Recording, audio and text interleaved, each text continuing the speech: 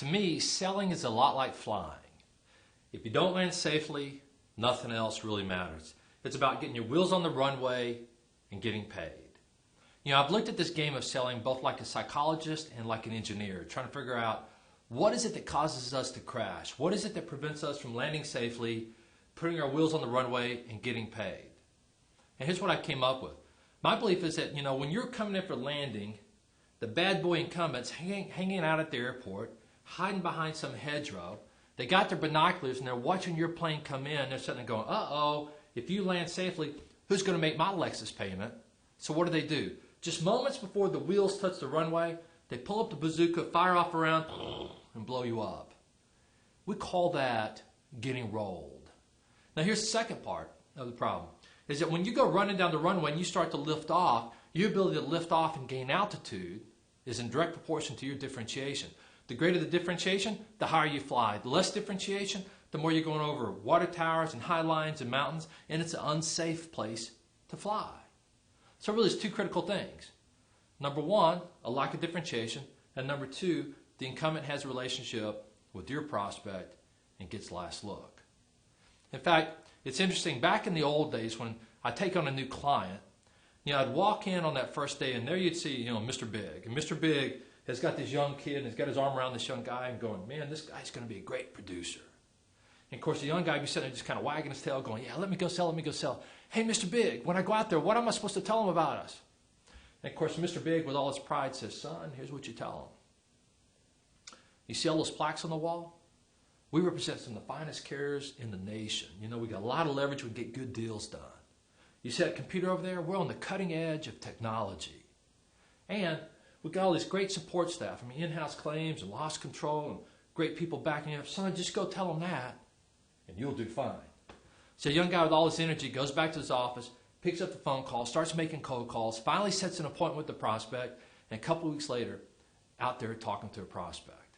Now, in the middle of the prospect call, you know, it starts off building rapport, and then it kind of breaks into the business part of it where he says to the buyer, he says, tell me, how are things going with the insurance program? The buyer generally says, well, I'm fine. Well, sir, you have any problems with service? How's that been? Buyer goes, no, it's okay. What about claims? Any issues with claims? Buyer goes, no, I mean, we've had a few, but, you know, everything kind of worked out okay. Well, sir, what about coverage? Any issues with coverage? Buyer goes, no, not that I know of. And then the young guy goes, well, what about price? Any problems with price? And the young guy, and then the buyer goes, well, yeah, I mean, we're always looking to save money. So then the young guy goes, great. If I can enhance your coverage and save you some money, is there any reason why we can't do business? The buyer goes, no, son, we're shopping. So the young guy gets the policies, goes back to the office, fills out the appropriate application, sends it off to the underwriters, waits for the price of the week that comes back, takes that stuff, you know, gets it run through the 4-color copy machine, gets it nicely bounded up, pulls the logo off the internet, slaps it on the front, and now we have a custom proposal. And he's out there sitting in front of the prospect going through his proposal. And he goes, hey, Mr. Prospect, we went through all your stuff, and we found this huge coverage gap, and I think we fixed that for you.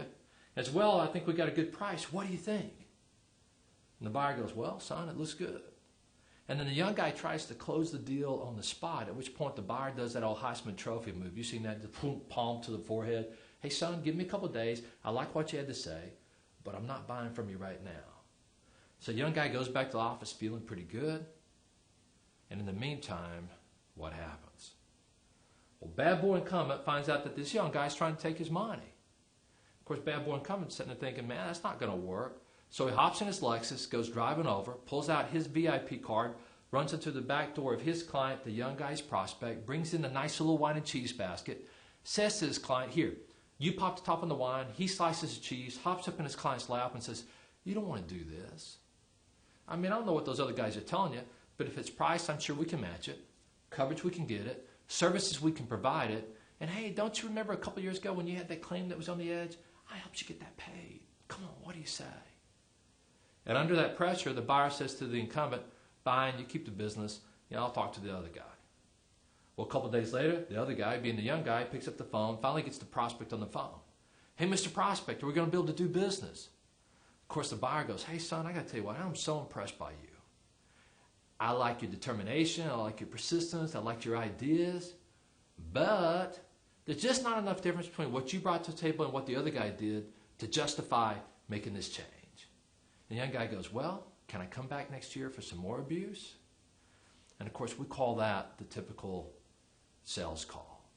And not only does it happen to the young guys, we've seen it happen to the old guys. I mean, it's not that terribly uncommon that the incumbent gets to keep the business. In fact, you look at it, in our industry, the retention rate of accounts is somewhere 90 and 95%.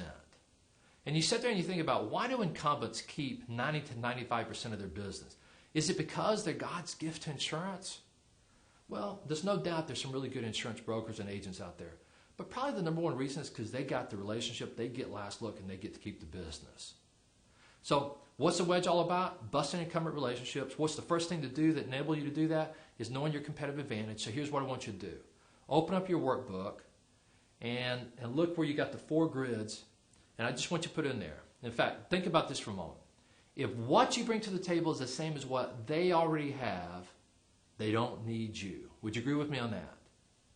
They only need you for what you do different or better. Please take a few moments on your workbook and put down what makes you different, what makes you better, what have you got to sell. Please put down in those 4 big grids what makes you different, what makes you better, what have you got to sell. Go.